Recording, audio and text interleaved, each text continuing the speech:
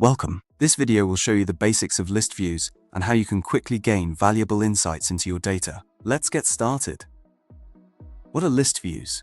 Generally speaking, list views are customizable tables. From the menu sections on the left, you can access the so-called global project lists, task lists, and time tracking lists. These show all records across all projects for which you have at least reading permissions. You can decide which columns are displayed and how the data should be filtered, sorted, or grouped. We'll walk through this step by step. First, open the three-dot menu in the top right and toggle Advanced Mode on.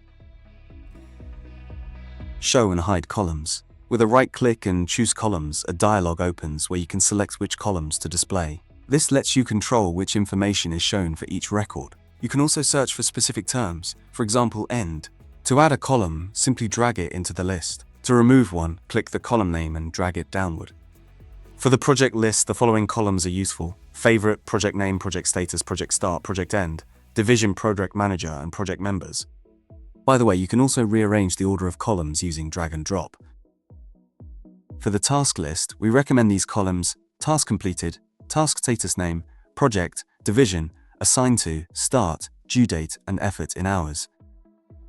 In the time tracking list, these columns make sense: name of the time entry, description, start, end, duration in hours, performed by, project name. If you build time entries, you should also include the columns is billable, is billed, and the group of the time entry. You can also filter the data that is displayed. For example, to get an overview of which tasks are really important this week, you could choose to only display tasks that are due this week or are already overdue. To do so, click Create Filter at the bottom to open the filter builder. Then click the plus sign and select Add Condition. In our example, we want to show only tasks that end this week or are already overdue. So first, select Due Date. Then choose the operator is earlier than the start of. And finally, the time frame, next week. This way, you don't set a fixed date, but instead define a dynamic time frame, ensuring that you always have the relevant data for the current week at hand.